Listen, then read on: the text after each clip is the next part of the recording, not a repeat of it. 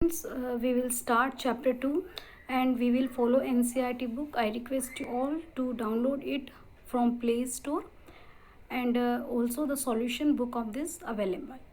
Okay, so as per NCERT, theory base of accounting is chapter number 2 and as per DK Goel book it is chapter number 3. So today we will, and after this we will use NCERT book theory base of accounting. So theory base of accounting में आपको क्या क्या study करना है? Identifying the need for theory base of accounting. Theory base of accounting की ज़रूरत क्यों है? What are GAAP? Then we will understand meaning and purpose of the basic accounting concepts. Then accounting standard, systems of accounting and basis of accounting. In today's video we will understand GAAP and meaning and purpose of accounting concepts. Okay, so let's begin. So first of all we will study what are GAAP. The full form of GAAP is generally accepted accounting principles. अब जिस तरीके से science में rules regulations होते हैं उसी तरीके से अकाउंट्स में भी होते हैं. तो काफ़ी सारे इंस्टीट्यूट्स ने मिलकर एक कमेटी बनाई, इंडिया के लोगों ने, फॉरेन की कंट्रीज़ के पीपल ने, और उन्होंने कुछ रूल्स बनाए, एक ऐसे यूनिफॉर्म रूल्स बनाए कि सारे ऑल ओवर द वर्ल्ड के अकाउंटेंट्स अपनी जब भी फाइनेंशियल स्टेटमेंट्स और अकाउंट्स के रिकॉर्ड्स बनाएंगे ताकि वो सेम हो जाएं, यूनिफॉर्म हो जाएं. So these are the principles which are developed over a period of time due to the uses, reasons and experiences of the people, so that uniform rules can be made so that you can prepare the financial statements. You can look at the definition for more understanding. Generally accepted accounting principles refer to the rules or the guidelines, these are the rules or the guidelines for recording and reporting the business transactions, ताकि क्या हो सके, all over the world में uniformity create हो सके. Okay, सो इन्हीं के basis पर कुछ कॉन्सेप्ट्स रेडी हुए हैं. The basic accounting concepts are refer to as fundamental ideas underlying the theory and practice of financial accounts and are broad working rules for accounting activities. इन्हीं accounting concepts को use करके हम अपना आगे का accounting work शुरू करते हैं. तो थ्योरी बेस ऑफ अकाउंटिंग, अगर कोई पूछे कि क्या होता है theory base of accounting, so theory base of accounting consist of certain rules and regulations which we apply for recording the transactions in the books of accounts so that uniformity can be bring out all over the world, uniformity ban sake.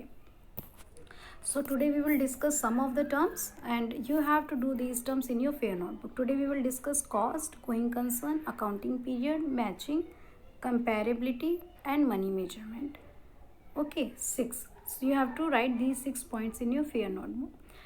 So cost, first concept आता है आपका cost concept. अच्छे से समझिएगा cost concept. According to this principle all assets are recorded at fixed cost at original cost less depreciation. Cost concept के हिसाब से आपकी जितनी भी असेट्स होंगी वो आपकी रिकॉर्ड की जाएंगी according to cost concepts. Assets are recorded at original value less depreciation. इसके पीछे लॉजिक भी है कि हम कॉस्ट पर ही क्यों करते हैं, क्योंकि अकाउंट्स में जब कोई भी चीज़ रिकॉर्ड करते हैं तो दैट रिक्वायर्स सम प्रूफ. तो जब आप कोई भी असेट को, लैंड, बिल्डिंग, प्लांट, मशीनरी को परचेज करते हैं तो उसका डॉक्यूमेंट आपके पास होता है उसके कॉस्ट का, तो वो कॉस्ट को हम बेस लेकर चलते हैं. So according to the cost concept assets are valued and recorded in the books of accounts at original value less depreciation. अब डेप्रिशिएशन क्या होता है? जैसे कि सपोज़ आपकी कोई कार है, कोई नई चीज़ होती है, आप उसे यूज़ करते हैं तो टूटती है, फटती है और ब्रेक हो जाती है, उसकी वैल्यू कम हो जाती है, तो that is depreciation. Depreciation is the wear and tear in the normal course of the business when you use the asset. जब हम किसी भी असेट को यूज़ करते हैं तो उसमें नॉर्मली कुछ टीयर एंड वियर होता रहता है जिसको हम डेप्रिशिएशन बोलते हैं. देन आपका आता है गोइंग.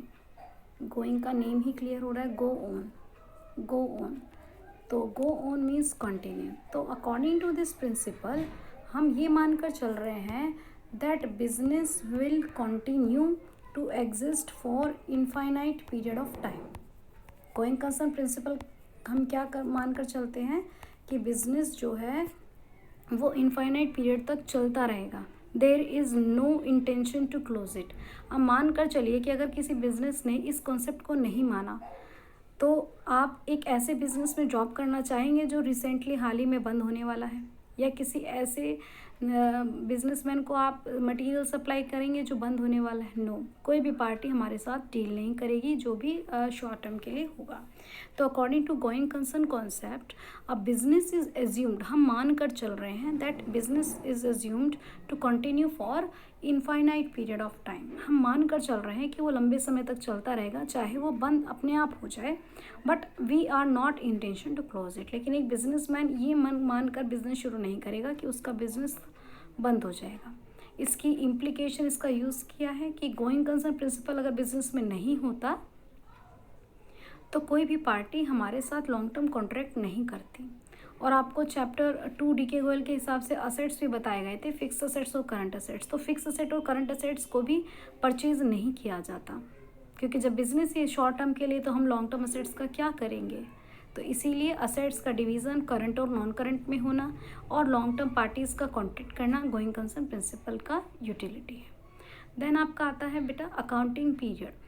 अकाउंटिंग पीरियड प्रिंसिपल आपका बोलता है that accounting period is 1 year. अब मान लीजिए हम एक एग्जांपल लेते हैं कि एक छोटे से बच्चे को हमने नर्सरी क्लास में हॉस्टल में डाला और उसका ग्रेजुएशन तक हमने उसका वेट किया, 20 ईयर तक पेरेंट्स उसको देखने गए। तो अब रिजल्ट्स उसका आएगा कि बच्चा डॉक्टर बना है, इंजीनियर बना है, या कुछ आर्किटेक्ट बना है, या कुछ भी नहीं बना है। सपोज़ वो कुछ भी नहीं बनता, तो क्या पेरेंट्स उस बच्चे में कोई चेंजेस कर सकते हैं? नो, रिजल्ट्स अब चेंज नहीं हो सकते, रिजल्ट्स तो आ चुके हैं।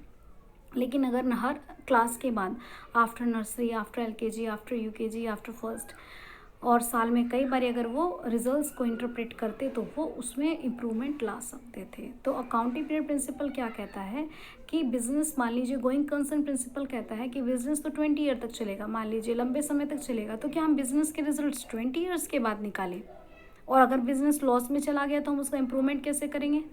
तो अकाउंटिंग पीरियड प्रिंसिपल ये कहता है कि बिजनेस की लाइफ को छोटे छोटे पार्ट्स में डिवाइड करो, and the entire life of the business is divided into small unit, and that small unit is of 1 year, that starts from 1 April to 31 March, so that timely results निकल सके, और अगर losses हो रहे हैं तो उन रिजल्ट्स में इम्प्रूवमेंट किया जा सके।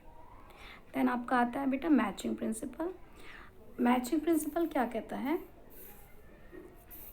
अकॉर्डिंग टू मैचिंग प्रिंसिपल, हाँ, एक पर्टिकुलर रेवेन्यू को अर्न करने में जितने भी एक्सपेंस हुए हैं वो सारे हमें लिखने होंगे, ताकि उस पर्टिकुलर चीज़ का आपको सही से प्रॉफिट पता चले। According to matching principle, all expenses incurred in earning a particular revenue should be matched.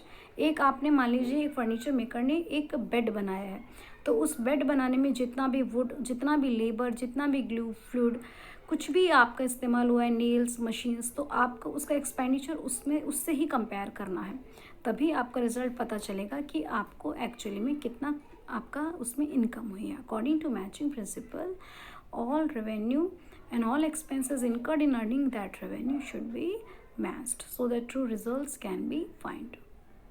कंपैरेबिलिटी means that आपकी अकाउंटिंग इन्फॉर्मेशन इस तरीके से प्रेजेंट होनी चाहिए so that comparison is possible.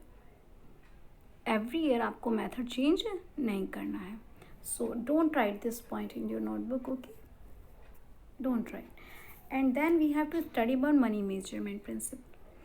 Money measurement principle आपको फर्स्ट चैप्टर में बताया गया था। Quantitative transactions and qualitative transactions are there. Quantitative transactions are those transactions which are measured in terms of the money, and qualitative which can not be measured in terms of money. तो money measurement principle ये कहता है that only those transactions are recorded in the books of accounts which are measured in terms of money, क्योंकि money एक common denominator होता है और heterogeneous item को ऐड करने में हेल्प करता है।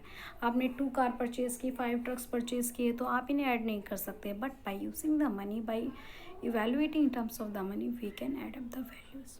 So today your homework is, what do you mean by GAAP? GAAP means the generally accepted accounting principles, which gives us the rules and the guidelines for preparing the financial statements and in order to bring the uniformity. Then we have studied about accounting concepts. Accounting concepts are the methods which we apply and which all over accountants are using. Then we will study about cost concept. According to cost concept, all assets are valued at their original value less depreciation. According to going concern concept, business is assumed to continue for infinite period of time and there is no intention to close it.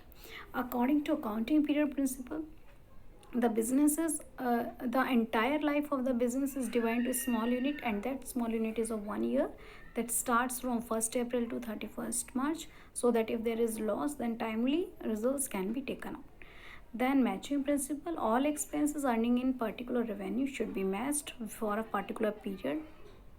Then money measurement principles, according to this principle only those transaction events are recorded in the books of accounts which are measurable in terms of money.